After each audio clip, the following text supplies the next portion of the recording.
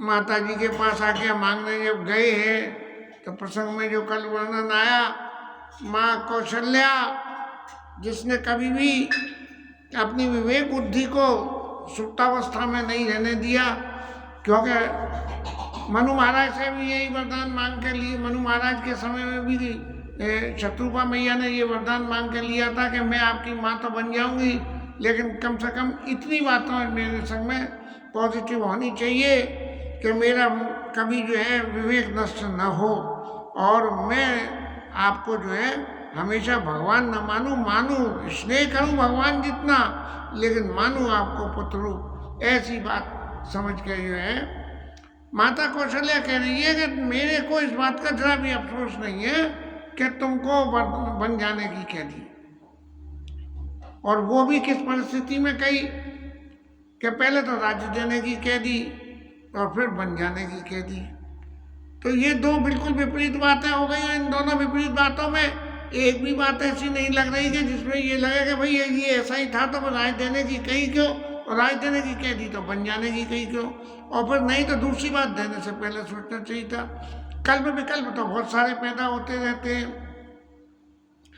लेकिन राम जी महाराज एक बात सबसे ज्यादा इम्पोर्टेंट है कि तुम बिन, तुम्हें तो कोई फर्क नहीं पड़ेगा, तुम ब्रह्मांड जग स्वामी, सारे संसार के स्वामी हो, तुम्हें तो कोई फर्क नहीं पड़ेगा, लेकिन तुम्हारी वजह से कौन कौन को फर्क पड़ेगा? 3 लोगों को, भरत जी, राजा और प्रजा। सीक्वल में क्या होना चाहिए था कि वरदान दिया है राजा ने तो पहले राजा को सबसे ज्यादा क्लेश होना चाहिए था, दूसरे नंबर कौन को क्लेश होना चाहिए था? जनता को। जब राजा दुखी तो प्रजा दुखी, और तीसरे नंबर भरत जी को कि मुझे तो बेमतलब को फांस दिया, मैं तो कहीं हूं ही नहीं। लेकिन यहाँ सीक्वल बिल्कुल उल्टा हो गया कि सबसे माता कहती है कि सबसे ज्यादा क्लेश भरत जी को होगा। भरत जी को क्यों होगा क्लेश? भरत जी को क्लेश इसलिए होगा कि जिसका अधिकार किसी और का था और जबरदस्ती मेरे मत्थे मरा गया। भगवान अयोध्या इसमें क्या नाम है, नैमिषारण्य में, नैमिषारण्य काय को दंडकारण्य, नैमिषारण्य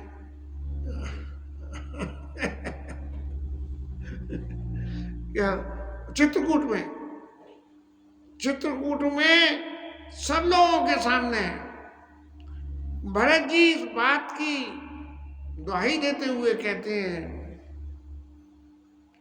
और ये कहते हैं कि मैं प्रभु कृपा रीति जिया जोई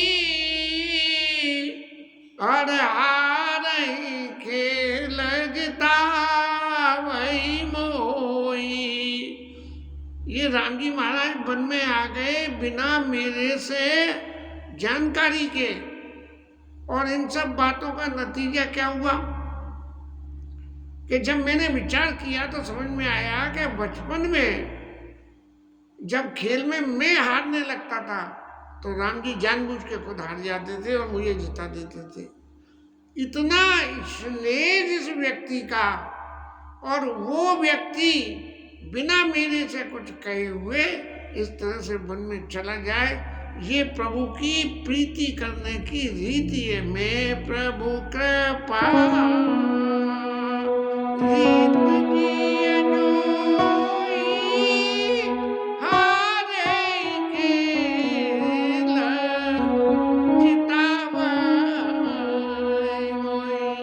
तो ये जो भरत जी के प्रति राम जी का और भरत जी का व्यवहार था, इसलिए तुम बिन भरत ही, सबसे पहले भरत जी, और दूसरे नंबर राजा भूपति ही, दूसरे नंबर राजा। दूसरे नंबर क्यों? क्योंकि करता धरता तो राजा है, राजा ने वरदान दिया है तो क्लेश और तकलीफ तो उनको भी होगी। और तीसरे नंबर क्या कि तुम बिन भरत ही भूपति और प्रजई प्रचंड क्लेश, और तीसरे नंबर पर प्रजा आ गई। अब प्रजा को क्या क्लेश होने का कारण है कि राजा तो राजा है भैया, राजा बदलते रहते हैं, और जनता अपनी जगह जो रहती है ऊंच नीच जो भी कुछ होता है सब सहती है, जनता का काम है। लेकिन जनता को क्लेश क्यों है? जनता को क्लेश का सबसे बड़ा कारण एक ही है कि जनता के चित्त में जो राम राज्य की कल्पना, जो राम जी के राज्य सिंहासन पे बैठने के जो सुख का अनुभव था, वो सारा का सारा अनुभव उनका छिना जा रहा। और इतने अयोध्यावासी इतने विवेकी होते हुए भी ये बात नहीं समझ पा रहे हैं कि भरत जी राम जी के शासन को अच्छी तरह से टेक ओवर करके और चला सकते हैं। इसलिए तीसरे नंबर पे प्रिया का ले दिया, तुम बिन भरत भूपति प्रजई प्रचंड क्लेश। अब कौशल्या भैया ने ये बात कह दी, लेकिन इसके बाद कहने के बाद भी उनके चित्त में शांति नहीं आई। तब फिर माँ दोबारा राम जी को विनय करते हुए कह रही है कि जो केवल बीतु आय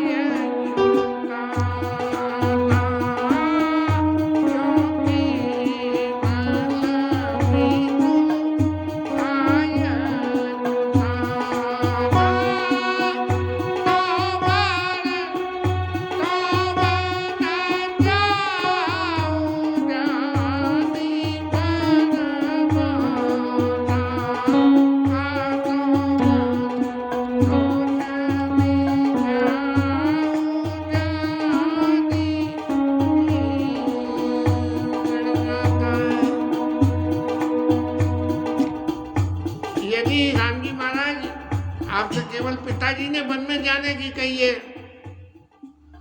तो पिता से पुत्र के ऊपर माँ का 100 गुना अधिकार ज्यादा होता है।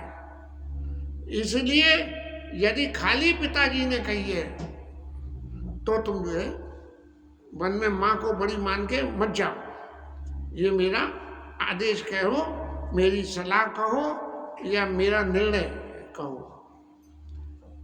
लेकिन इसके संग में एक शब्द और जोड़ा गया है कि जो केवल बीतु आय च्युताता तुम नहीं जाओ जानी बड़ी आजो बीतु मातु कहिऊ बन जाना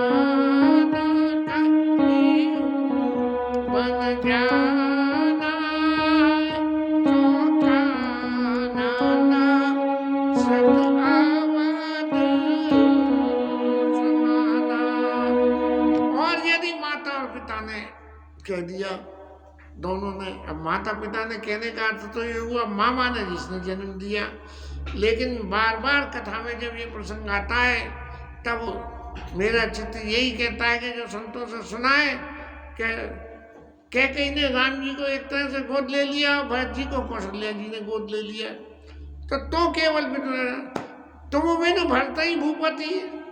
जब तकलीफ सहने का नंबर आया तो सबसे पहला नंबर भरत जी का इसीलिए लिया गया। तब जो है जो केवल जो पितु मात कहु बन जाना तो कानन सत अवध समाना। यदि पिता और माता दोनों ने ये मिलकर तुमसे ये कह दिया कि तुम वन में चले जाओ, तो वन भी तुम्हारे लिए 100 अयोध्याओं के बराबर हो जाएगा। क्यों?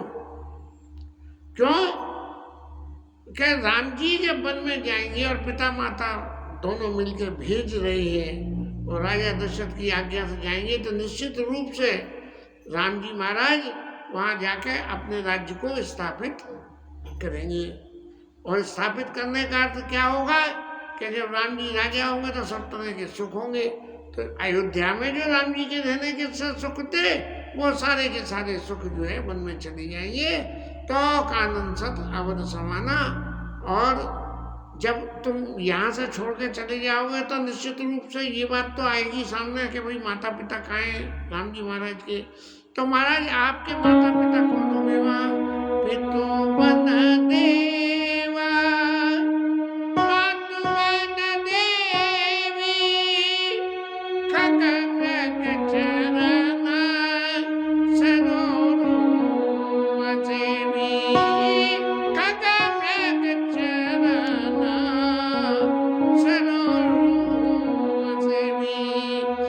में निवास करने वाले देवता तुम्हारे पिता हो जाएंगे और देवियां हैं जो है वो माता हो जाएंगी। और वहाँ के सेवक कौन होंगे? क्योंकि तुम्हारा तो स्वभाव ही ऐसा है कि जो तुम्हारे संग में आवेगा वो तुम्हारा ही होके रह जाएगा। तो वन में जितने खगुरग हैं वो सब तुम्हारे सेवक जाके बन जाएंगे। और एक बात और है, अंत उचित नपई बनवासो, राजा को जो है जीवन में अंत में चौथी अवस्था में वनवास में जाना है, ऐसी शास्त्र की मर्यादा है। लेकिन तुमको वन में जाने की इस अवस्था में, युवा अवस्था में वन में जाने की कहिए तो अंत उचित न पई बनवासो भय विलोकीय ओई हरासो। तुम्हारी उम्र देख के मेरे हृदय में बड़ा संतोष होता है, मेरा हृदय बहुत विचलित हो जाता है ये देख के कि जो उम्र घर गृहस्थी परिवार राज समाज के बीच में रहने की थी उस उम्र में वन में जाके राम जी आपको रहना पड़ेगा। इसलिए अब मैं तो और कुछ कह नहीं सकती, क्योंकि जब पिता माता दोनों ने ही कह दिया तो महाराज आप जाओ और बड़भागी बना अवध अभागी जो रघुवंश तिलक तुम त्यागी, जो रघुवंश तिलक तुम त्यागी। राम जी महाराज आप वन में जाओगे तो बड़भागी तो वन हो गया, और अभागी जो है ये अयोध्या हो गई जिसका तुम परित्याग कर रहे हो। जहाँ राम होता गलत, जहाँ राम है अयोध्या वही है जहाँ वन अबदता, जहाँ राम निवास ताई दिवास, जहाँ भानु प्रकाश। लक्ष्मण जी महाराज को जो है जब सुमित्रा मैया से आज्ञा लेने गए तो सुमित्रा मैया ने यही बात कही कि तुम ऐसा सोच रहे होगे कि तुम अयोध्या को छोड़ के जा रहे हो। नहीं, तुम अयोध्या को छोड़ के नहीं जा रहे हो। जहाँ राम है अयोध्या वही है, और जहाँ सूर्य है वहाँ रोशनी है, वहीं दिन है। ऐसा जान के आप जो है राम जी के संग जाइए। अवत ताज राम निवास उठाई जो से भान को वारू, और जो पे सिया राम बन जाए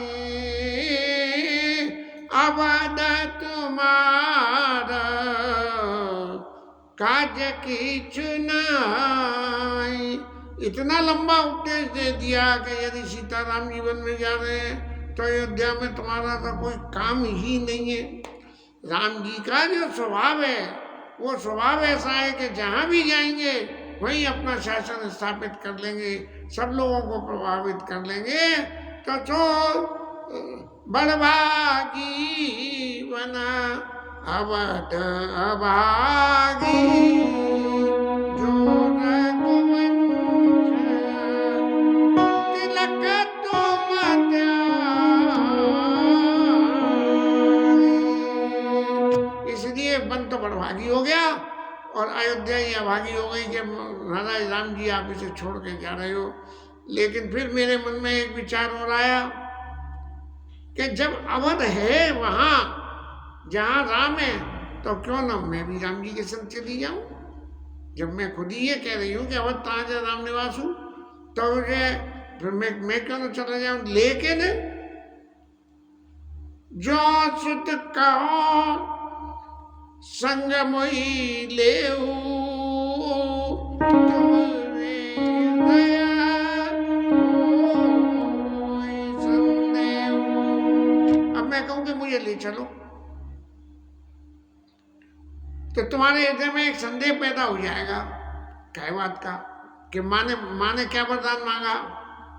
तापस वेश, तापसी का वेश करना, विशेष उदासी उदासीनता का जीवन। और 14 बरस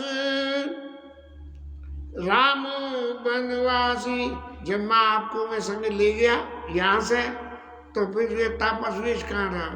तापसी के तो संग में न माँ रहती है, तापसी की तो न कोई माँ होती है और न तापसी के कोई पिता होते हैं। जन्म देने वाले माता पिता जिस दिन गुरु दीक्षा मिल जाती है उस दिन से उनकी आइडेंटिटी खत्म हो जाती है।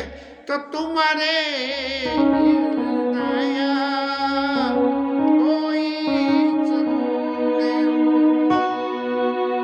ऊते परमा प्रिया तुम सबई के, प्राण प्राण के जीवन के।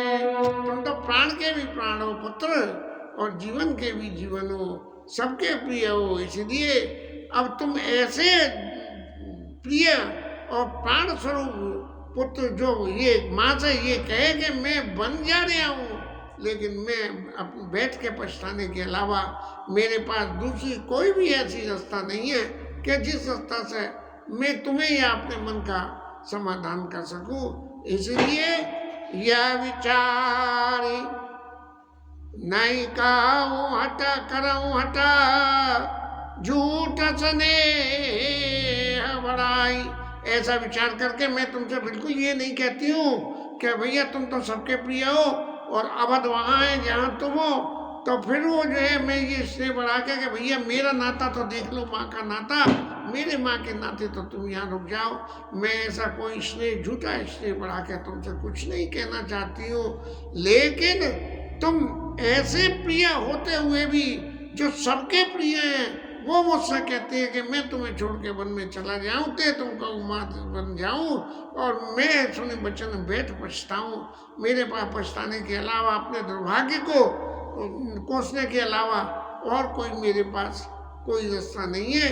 इसलिए मैं तुमसे ये भी नहीं कह सकती हूँ कि हे पुत्र तुम मुझे अपने संग में ले चलो, यह विचार ही नहीं कहूँ अट झूठ स्नेह बढ़ाई, कि ये स्नेह बढ़ा के भैया मैं तुम्हारी माँ हूँ, मुझे बहुत स्नेह है इसलिए तुम यहाँ रुक जाओ, मेरी बात मान के सारी सब दुनिया की सारी प्रीति प्रतीत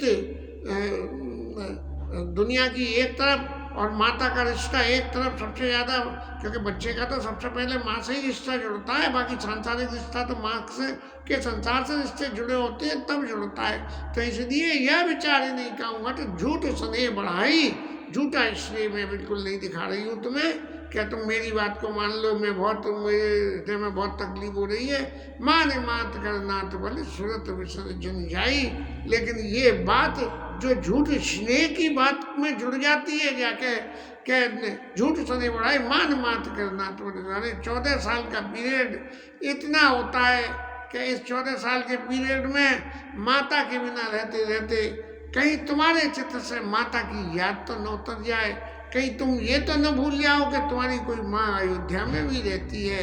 ऐसा इसलिए मैं तुमसे ये नहीं कहती कि तुम मुझे ले चलो अपने संग में, ले चलोगे तो तुम्हारी याददाश्त बनी रहेगी। मैं इस स्नेह को बढ़ाना नहीं चाहती, लेकिन एक ही प्रार्थना है कि वन में जाने के बाद मेरे अपने आप को भूल मत जाना। और मैं तो जो है अपने देव पिता सब तुम्हें गुसाई राखो पलक नैन गिनाई। ये इस परिवार के देवता पितृश्वर सब लोग तुम्हें ऐसे वन में ले जाके रखे जैसे पलकें आंखों को रखती हैं, उसी तरह से अवधि अम्बु प्रिय परिजन मीना तुम करना कर धर्म दुहीना। अब ये 14 वर्ष की जो है अवधि जो है ये तो पानी है और पूर्वासी सब जो है मछली के समान है, और तुम करना कर धर्म दुहीना, तुम तो धर्म की दूरी को महाराज धारण करते हो, इसीलिए अस विचार सोई कर उपाय। महाराज इसलिए मैं तुम्हें क्या शिक्षा दूं, सारे प्रवासी मछली की तरह से हैं जो बिना जीवन के, बिना जल के जीवन नहीं है, और तुम्हारा स्नेह रूपी जल नहीं है, इसलिए मैं तो कुछ कह ही नहीं सकती हूँ। यह विचार अस विचार सोई करो उपाय समय जियत जी भेटे आई। इसलिए जैसे मछली में, जल में से मछली निकल के जीवन समाप्त हो जाता है, अयोध्या से तुम चले गए तो सारे अयोध्या वासियों का जीवन समाप्त न हो जाए, इसलिए कोई ऐसा उपाय करके जाना सभी जियत जी भेटे हुई कि जब तुम लौट के आओ तो सब लोगों के को तुम्हारे दर्शन हो। और एक सबसे बड़ी बात एक और है कि आज सब लोगों का सुखद फल सब बीत गया, क्योंकि तुम वन में जा रहे हो और काल भी इतना विपरीत हो रहा है, इसलिए मैं क्या कहूँ, मैं अब कुछ कहने लायक ही नहीं रही। यही इसलिए बहुबीरी बिलप चरण लपटानी, राम जी के चरणों में गिर गई कौशल्या मैया और बहुत विलाप करते हुए परम अभागिनी आप हुई जानी, अपने आप को अभागिनी मान के इतना चित्त में दुख हुआ कि बन जाए विलाप कलापा। गोस्वामी जी महाराज ने भी अपने हथियार डाल दिए कि इतना विलाप हो रहा है वहाँ, और उस विलाप को मैं कुछ लिख के कह नहीं सकता हूँ। राम उठाई माथ उड़ लाई और कई वृद्ध वचन बहुरी समझाई। राम जी ने माता जी को उठाया, अपने चरणों में गिरे हुए माँ को उठाया और उठा के फिर उनको बहुत समझाया। ये राम जी महाराज ने क्या समझाया, इसकी व्याख्या यहाँ तो गोस्वामी जी ने नहीं किए और मेरे अध्ययन में इतना नहीं है कि राम जी ने क्या समझाया होगा। ठाकुर जी कृपा करके कुछ बताएंगे तब आगे किसी प्रसंग में जोड़ लेंगे उसको। लेकिन यहाँ कौशल्या जी और राम जी के संवाद की लीला को गोस्वामी जी महाराज ने विश्राम देते हुए लक्ष्मण जी के चरित्र को इंट्रोड्यूस करा। समाचार ते समाय सुनी,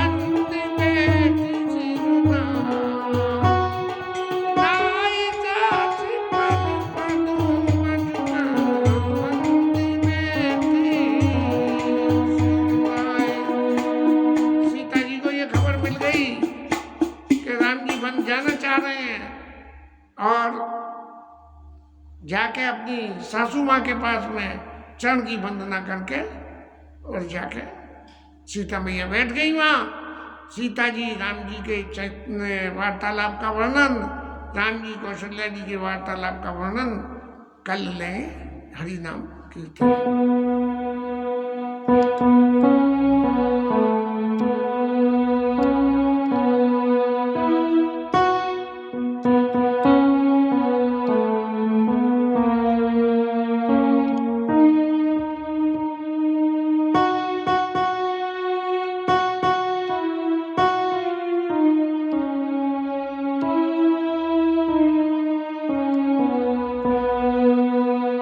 Hare